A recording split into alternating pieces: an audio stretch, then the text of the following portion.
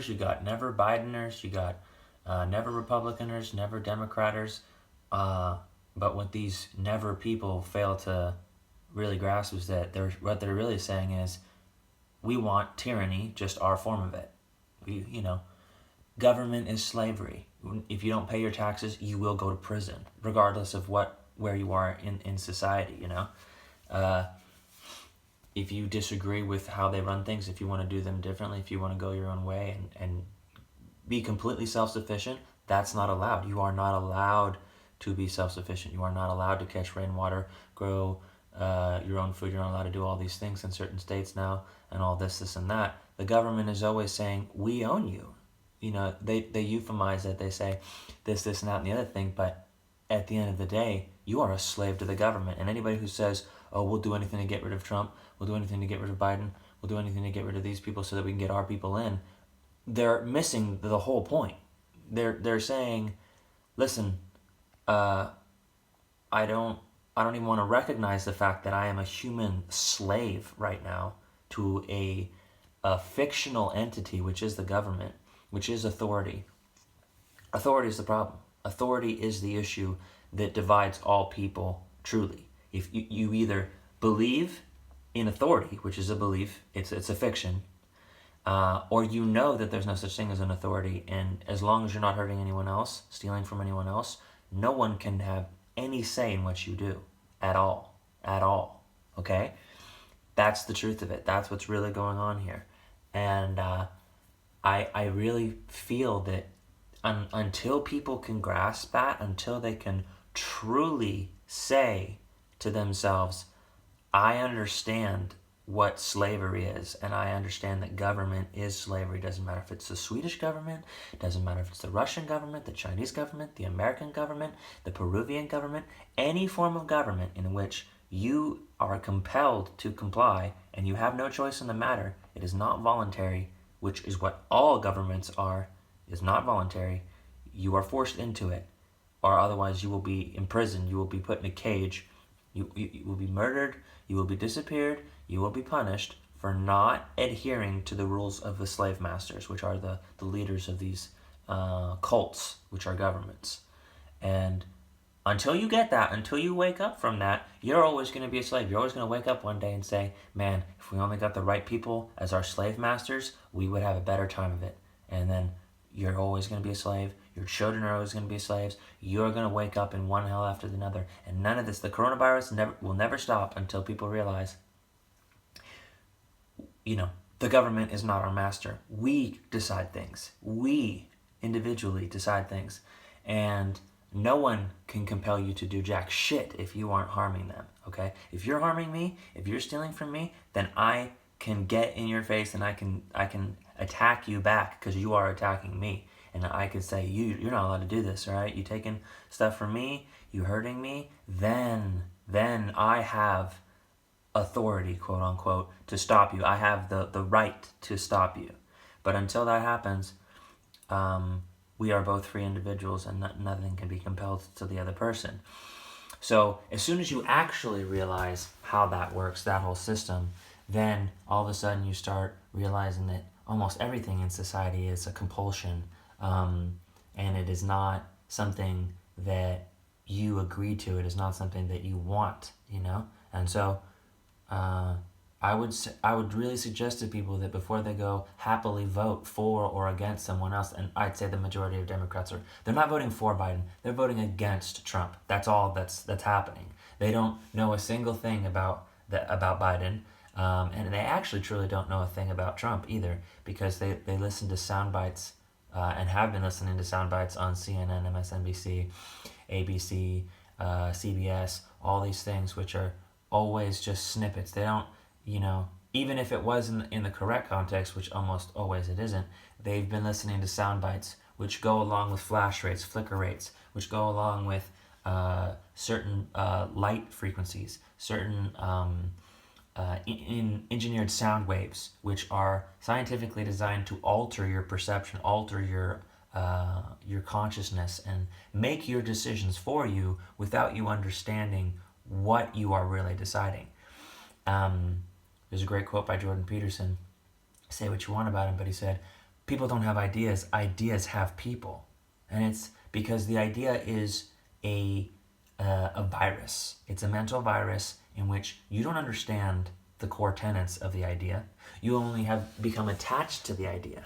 You've become a carrier of it, and you share it and force it on others as a means to feel good, to feel justified, to feel validated, because you don't want to be ostracized, you don't want to be taken out of a field of comfort, of acceptance by your peers, by the people around you, or you want to be in a perceived greater good. You want to be protected from whatever guilt or whatever complicity that you have in whatever negativity that you're trying to defend yourself or insulate yourself from. And so you say, okay, well, yeah, I'm now a part of this group. Oh yeah, there are a million genders, Black Lives Matter, Antifa, all this stuff. You're throwing yourselves into organizations which are fronts and are controlled by other organizations and have different agendas. And you're not actually thinking about the ideas for yourself. You're not looking into it. You don't want to look into it. You feel good with the narrative that's being fed to you through the television, which, remember, the television is a technological mind control apparatus. That is its function. That's what it does. It feeds into your mind images which subconsciously you think are real. And if somebody can tailor those images to put out an ideology, whole realities can be constructed through the television, which are not reality. And that is what's been happening for a very, very long time now, generation after generation. Your parents, my parents, grandparents, most of all of them were brought up inside of this technological control grid, and we don't think for ourselves for the most part anymore. Even those of us who do still have a huge handicap from this technological terror known as the television. And to break free of it's really difficult. Like if you try to not use your cell phone 2 hours before bed or 2 hours once you wake up, how many of you can actually accomplish that? Knowingly, wittingly, it's very, very difficult. And this is why people have such health problems when going to sleep, because the blue light in your face tricks your whole body, your whole circadian rhythm, to thinking it's still daytime. And the flicker rates and the images in your mind, you go to bed not calm, relaxed, in a meditative state. You are completely absorbed in what you just saw. And for many of us, that's pornography, that's CNN, or the news cycle, which is always perpetrated with huge amounts of negativity, huge amounts of war, of hate and fear and anger. And so you go to bed trying to sleep when your body thinks it's daytime and your mind thinks it's at war. And so these are just some of the technological terrors that we all are facing on a day-to-day basis. And to try to come to some point of clarity and try to come to a point where you can actually speak to your family members coherently and respectfully and share ideas and try to come to common ground. It's getting harder and harder and harder because we're in such a twacked out state of, it's like we're going to war. And I think for the majority of people, coming to a state of alignment with themselves, with their own rhythms, is becoming increasingly difficult, because every single thing that they're paying attention to is pulling them away from themselves, pulling them away from any kind of heart-centered meditative state, any kind of love pattern of energy. So my suggestion to people is that they go to whatonearthishappening.com. You start on episode 1. There's about 240 podcast episodes, and the first 60 or so episodes that are 2 hours long decode all of the forms of mind control, the most common forms of mind control in the world. So do the math there. That's 60 episodes, 2 hours. That's 120 hours of mind control. So just imagine that, and know that those 120 hours of mind control explanations are just a cursory glance, really, at the depths of how far it goes. And take it as a challenge to yourself, anybody who really considers themselves woke or somebody who has a grasp on what's going on. I would contend that most people don't really have a grasp of what's going on. They don't. And, I'm not putting myself outside of that either, because there's so much going on that most people can't even comprehend, or just the information is so obscured or hidden. But if you go to whatonearthishappening.com and you start on episode 1 and you move your way through, you'll start to see, and then you'll see it everywhere. You won't even be able to stop seeing it. It's like, oh my God, that's mind control.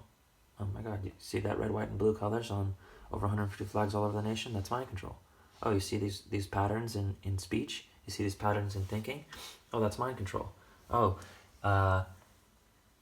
you'll be decoding the matrix. And if you don't want to do 120 hours, then there's a great series by Mark Passio, the creator of whatonearthishappening.com, and it's called Decoding the Matrix. And he goes through decoding the movie The Matrix, and it's a huge amount of symbolism. And from there, you can really see things unfold at epic levels, and I highly suggest that to anyone else. His work is voluminous. His work as well as Michael Tessarian's. It's Michael Tsarion, Tessarian. His work is pivotal. And if you just look at these two people, if you really want to figure out how you're being mind-fucked, how you are being put in a vice and turned against yourself, turned against your family, turned against your friends, I know now more than ever you have been turned against your family and friends, as I have, as everyone has. It's happening on a global scale. And that makes you wonder, doesn't it? Is this a global awakening of all of the things that we've all been doing to each other? Sure. But is someone also pushing this agenda so that they can destabilize us and drive a wedge between all of us so that we're more easily manipulated and controlled? Yes. So there's a lot to unpack in what I just said, but I highly suggest whatonearthishappening.com. It is probably the best place to find everything that you need to know. As a warning, the presenter is someone who doesn't give a fuck about your feelings. They only care about the truth. They serve the truth. And it's not gonna be an NPR speech. It is not gonna be soft tones that everyone can accept, because it is completely non-threatening, and the language used has been scientifically designed to enter your heart space, and you accept it unknowingly, unwittingly, and you spread the news like it is a bouquet of flowers with the most fragrant scent of love and joy. It's not going to be that. It's going to be hardcore metal to the pedal to the metal. All the hardcore aspects of it. He was in a death metal band. Okay, so good luck. Bless you, bless your family, bless everyone. Get healthy. Don't comply with the tyranny. This is a moment in history when we've all been wondering, how could people stand the tyranny? How could people comply to being enslaved? How could people comply to willingly giving in to evil? Well, this is that moment. And it seems like you're doing the right thing. The Nazis thought they were doing the right thing. The Germans, they thought they really, really believed that the Jews were evil and that they were all subhuman, because they believed the propaganda, because they listened to the news. And if you be free of the propaganda, you got to stop listening to the news. You got to go to other sources. You got to read a book or 2 or 3 or 4 or 400. But there's no time like the present.